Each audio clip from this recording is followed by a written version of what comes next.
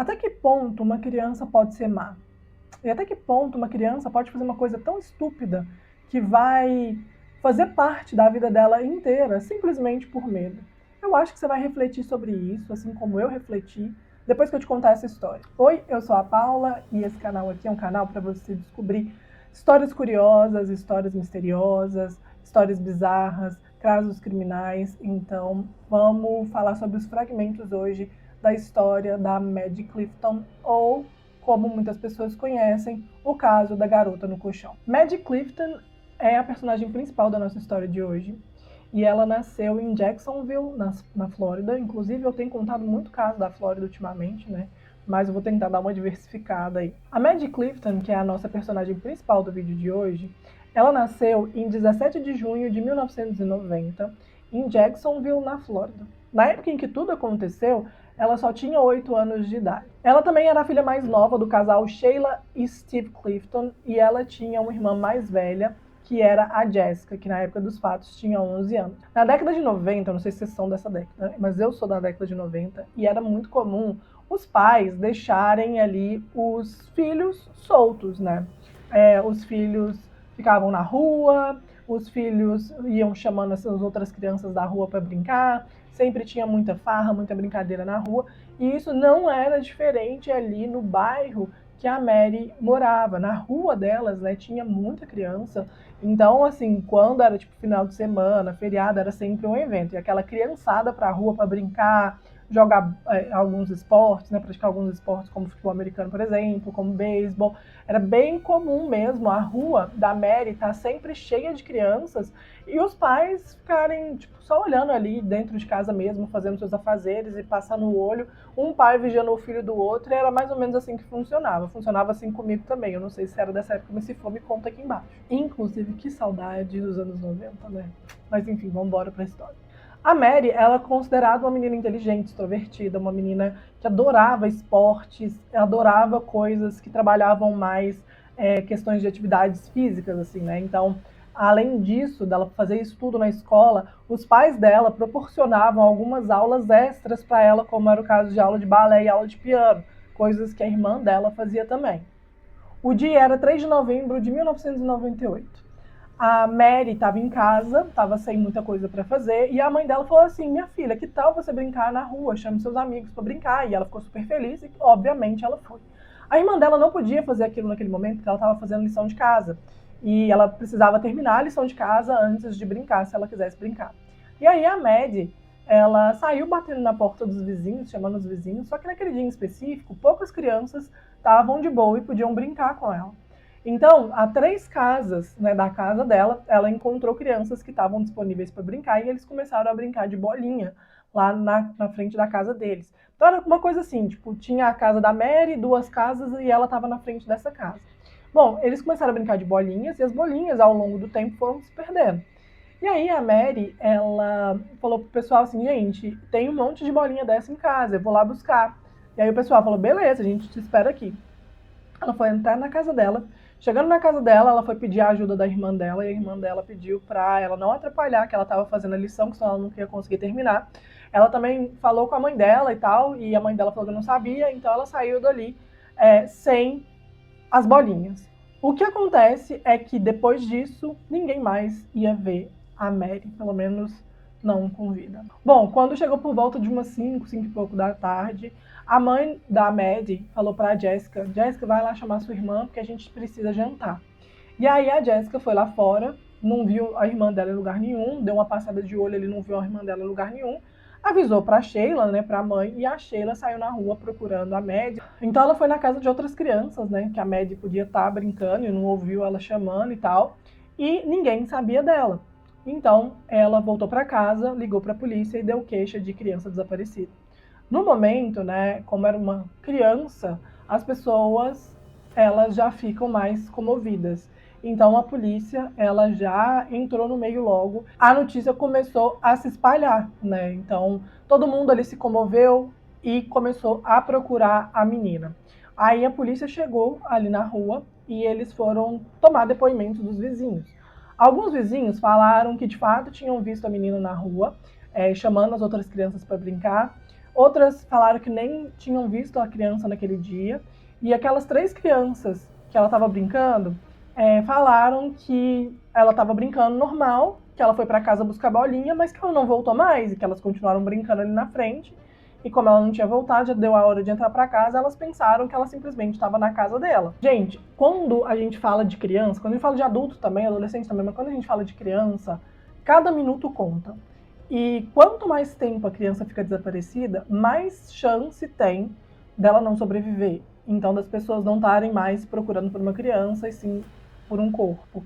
Então, por isso que a polícia fez um trabalho muito bom com os vizinhos, as pessoas próximas, para procurarem, porque as pessoas sabiam, né, que quanto mais tempo passasse, mais chance teria dela não estar viva mais.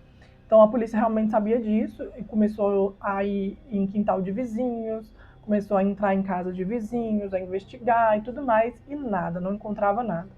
E aí eles, inclusive, chamaram o FBI para ajudar, porque eles não estavam conseguindo ter mais ideias do que poderia ter acontecido, porque afinal de contas não tinha pista de nada, ninguém tinha visto nada, não tinha testemunha de nada. Então o FBI entrou e a comoção estava cada vez maior, os vizinhos estavam sempre ali imprimindo panfletos e distribuindo por toda a comunidade, né? Isso começou a aparecer na mídia e tudo mais. Então realmente todo mundo estava preocupado com a Maddie Clifton nessa altura do campeonato. O que acontece é que eles tinham um vizinho que ele morava um pouco distante, mas não distante o suficiente, que ele era um vizinho que os pais da Maddie tinham certeza que tinha sido ele ou tinha dedo dele naquilo. Porque há alguns anos atrás, muitos anos atrás, na verdade, ele tinha sido preso e condenado por crime sexual. Então, para eles, era óbvio que era aquele cara e que aquele cara é que estava envolvido nisso. Só que aí a polícia foi atrás desse cara, eles investigaram ele, não tinha nada que colocava ele na cena do crime, eles não tinham evidência de nada, então eles simplesmente descartaram a presença dele ali, né? Na verdade, ele tinha até cumprido tudo que ele tinha feito e os crimes que ele tinha cometido antes não eram da mesma natureza, né, da Maddie, né? Porque ele não tinha cometido nenhum tipo de crime contra crianças, e sim contra mulheres, né, mais velhas. Então eles descartaram esse vizinho como suspeito. Bom, gente, todo mundo tava indo atrás, batendo lá na casa dos Clifton para poder prestar ajuda. É muito comum nos Estados Unidos, por exemplo, as pessoas saberem que alguém está passando por uma situação muito grave e aí elas irem na casa da pessoa, levarem comida para a pessoa, porque eles sabem que a pessoa que está naquele estado provavelmente não está comendo, não está tendo tempo de resolver as suas coisas. Então, quando acontece uma coisa muito grave, inclusive um luto, por exemplo, quando as pessoas sabem que a pessoa acabou de passar por um luto recente, é muito normal dos vizinhos se solidarizarem com isso.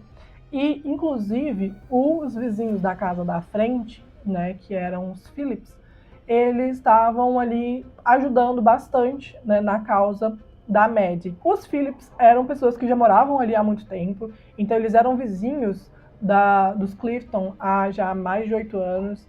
Então, a família era constituída por 3 pessoas, pelo menos 3 pessoas que moravam ali, né? Que eram o Steve, a Melissa e o Josh. Eles também tinham 2 outros filhos, que na verdade eram meio-irmãos do Josh, né? Então eles não eram fruto do casamento dos dois. E esses filhos moravam na Pensilvânia, que era onde eles moravam antes de terem mudado para a Flórida. Eles mudaram para a Flórida no início de 1990, então foi quase que ali quando a Maddie nasceu. E antes eles moravam na Pensilvânia, e aí, mesmo eles sendo bastante próximos dos filhos de lá da Pensilvânia, quando eles se mudaram para a Flórida já quase não tinha mais proximidade, eles quase não visitavam nem nada do tipo. Todo mundo ali conhecia a família porque o Steve era considerado um cara que muitas pessoas tinham medo dele. As pessoas sabiam que ele era grosso, que ele era violento, que ele era agressivo, principalmente com o filho dele, com a esposa dele. Na verdade, lá na casa deles funcionava mais ou menos assim. A palavra final era sempre do Steve, ele que colocava as regras, ele que tirava as regras, e ninguém se opunha a isso porque eles sabiam das consequências.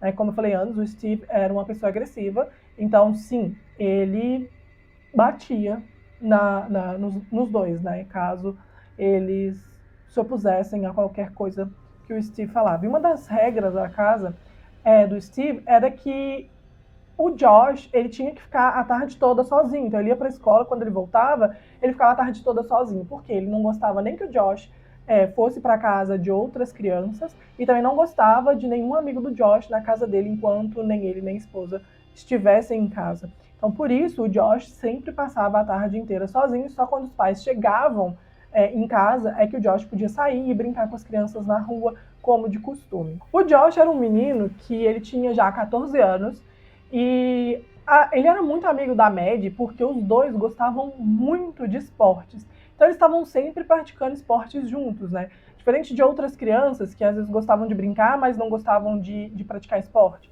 Então ele e a Maddie, eles sempre brincavam de coisas. Inclusive a Jessica também brincava bastante com o Josh, né? Porque ela também era uma pessoa mais atletazinha, assim, ela gostava de praticar esportes.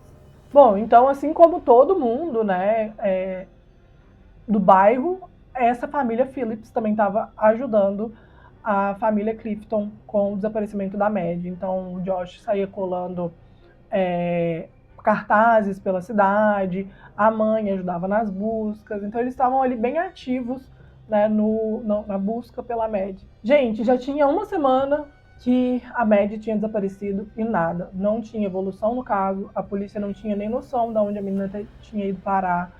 A polícia estava muito confusa com esse caso, porque não tinha evidência de nada. E aí que a Melissa, a mãe do Josh, ela começou a sentir um cheiro muito estranho lá do quarto dele.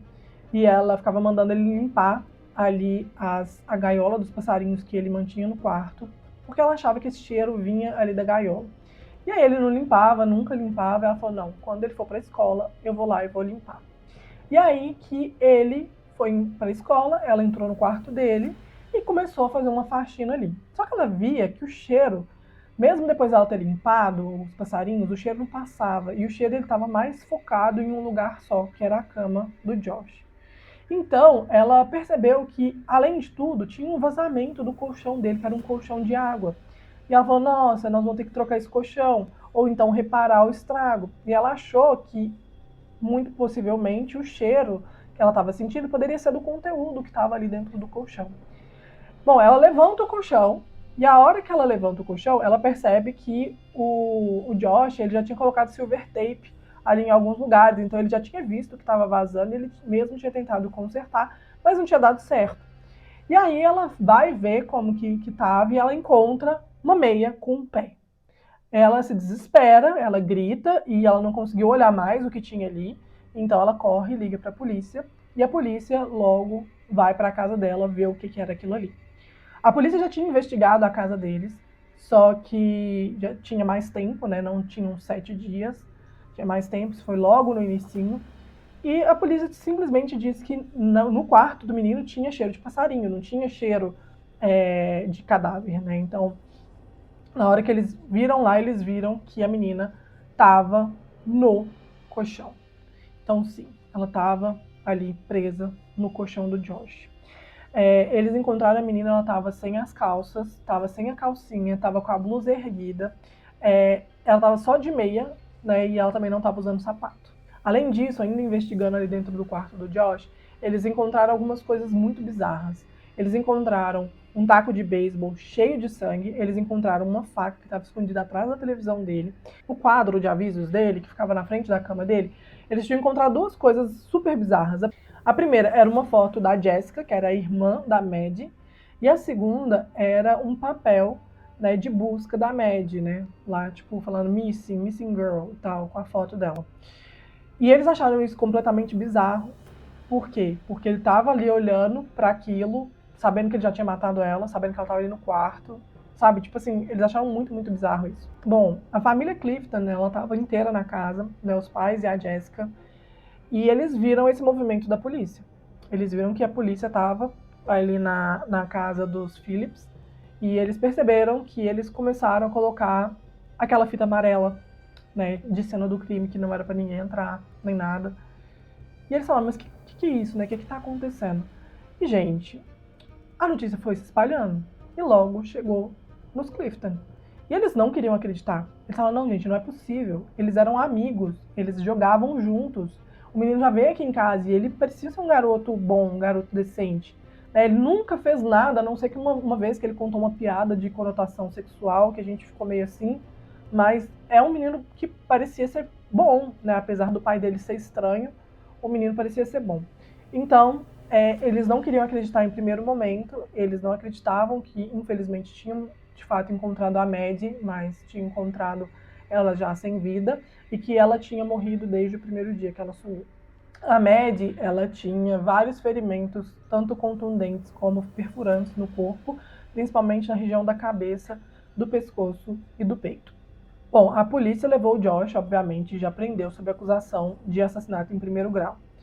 Os advogados do Josh sempre bateram na mesma tecla, que foi a tecla de que ele não sabia o que ele estava fazendo, ele agiu por puro impulso e por puro medo.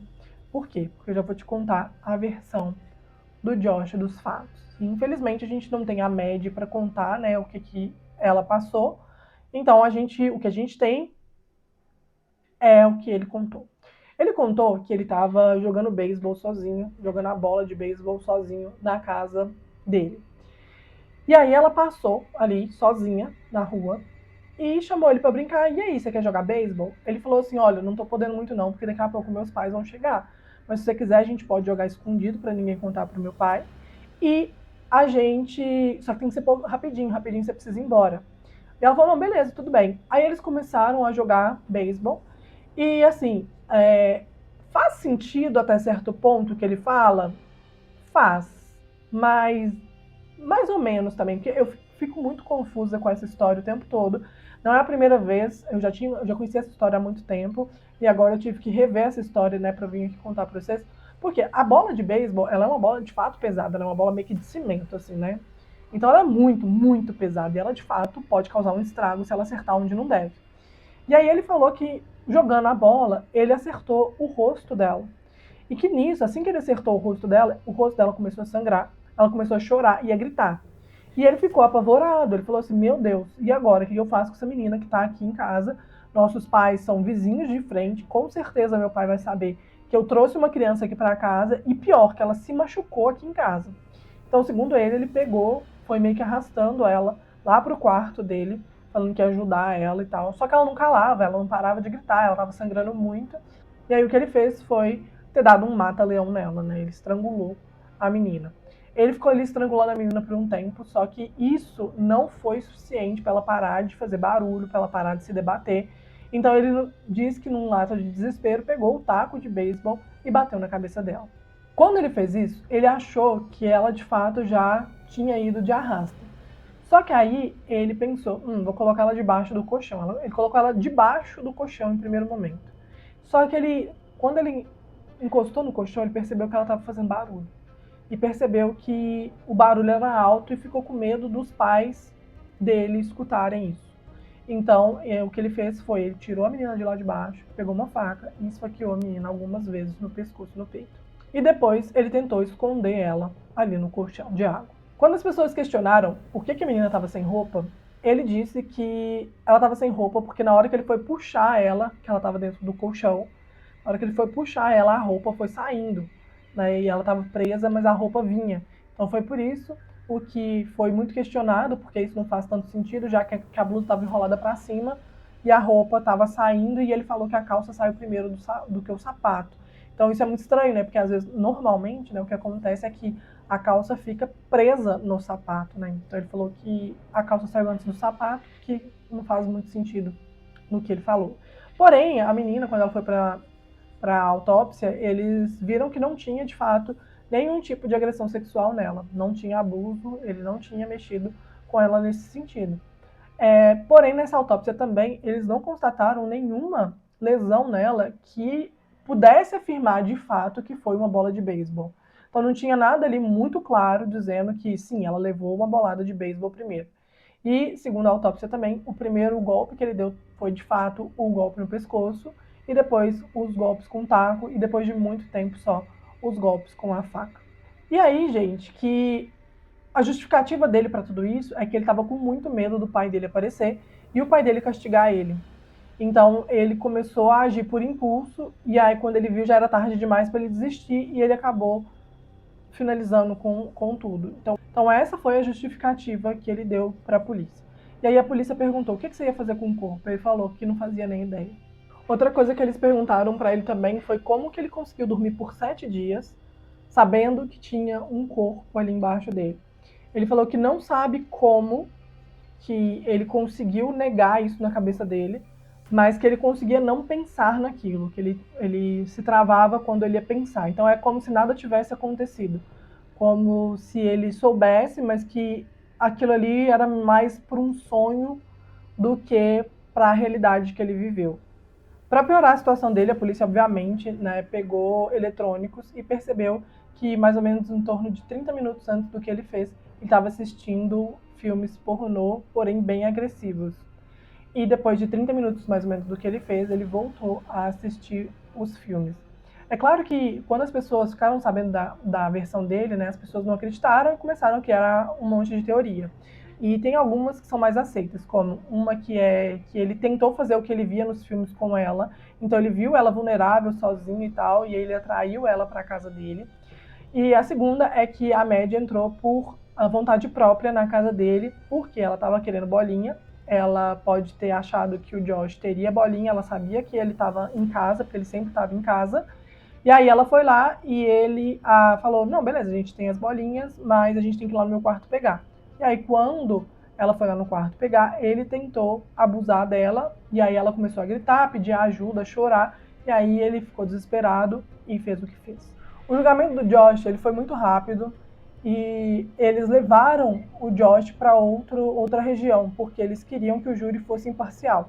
Era difícil encontrar ali jurados imparciais, porque todo mundo estava sabendo da história, até mesmo porque foi uma história muito midiática, justamente por conta da bizarrice que foi essa história. Durante o julgamento, a família Clifton ficou sabendo de 2 outras coisas que eles não sabiam. A primeira delas é que ele era obcecado pela Jessica, que era a filha mais velha, que ele, né, tinha a foto da Jessica na frente da cama dele, e que ele já tinha invadido a casa deles e que por isso ele tinha aquela foto. Os jurados deliberaram ali só por 2 dias, até mesmo porque a gente tinha uma confissão, e aí ele foi considerado culpado. A sentença dele foi prisão perpétua, sem direito à liberdade condicional. Depois de 14 anos que ele já estava preso, 14 anos do que tinha acontecido em 2012, a Justiça da Flórida falou que era inconstitucional uma pessoa que era menor de idade, uma criança ou uma adolescente, ser sentenciado à prisão perpétua sem direito à liberdade condicional. Então ele foi julgado novamente e ele teve a mesma sentença de prisão perpétua de novo. Como ele era um preso muito comportado, que nunca tinha se metido em nenhum tipo de encrenca, como ele estava sempre ele tentando ajudar os outros presos, inclusive ele terminou o ensino médio, né? E ele era meio que conselheiro de preso. Nem quando ele era mais novinho ele chegou a ter algum tipo de problema com ninguém ali dentro. As pessoas acreditavam que ele teria uma ótima chance de sair. Afinal de contas, ele também já tinha passado por vários psicólogos e psiquiatras, até mesmo porque ele já tinha tentado tirar a própria vida. E aí, o que era falado sobre ele é que ele não tinha nenhum traço de psicopata. Em 2019, ele teve direito de ser julgado de novo e mais uma vez ele recebeu a sentença de prisão perpétua. E em 2019 também foi acordado que ele teria direito a fazer outro pedido em 2023, ele fez, e agora em 2024 é que ele vai ser julgado mais uma vez. A família da Maddie, eles têm pavor de pensar que ele pode sair da prisão. Inclusive a Jessica acha que ela tem a segurança dela reduzida caso ele sair da prisão, até mesmo porque ele era obcecado por ela. O mais surreal, assim, é que nenhuma das 2 famílias mudou de casa. Então ficou uma família brigada com a outra, morando uma de frente com a outra. O pai do Josh brigou muito com os Clifton porque ele falava que a culpa era da Maddie, porque afinal de contas quem mandou aquela menina estar sozinha lá na casa dele? Que ele nem permitia isso, então ela quebrou regras, estava lá na casa dele, que ela não deveria estar lá, muito menos sozinha, e também culpava os pais de não terem orientado a menina daquela forma. Em 2004, o pai do Josh, ele morreu, ele sofreu um acidente de carro, e como ele não estava usando o cinto de segurança, ele foi atirado para fora do carro, né? Então ele veio a óbito na hora. E é isso, gente. Esse caso é um caso que me faz pensar muito em várias coisas. Esse é um dos poucos casos que eu não sei se o menino falou a verdade ou se ele já mentiu desde sempre, se aquilo foi premeditado ou se não foi. Mas eu quero saber a sua opinião. Deixa aqui embaixo, nos comentários, se você acha que ele premeditou isso ou se você acha que ele realmente agiu no impulso sem saber o que deveria fazer. Vou ficando por aqui. Beijo, até o próximo vídeo.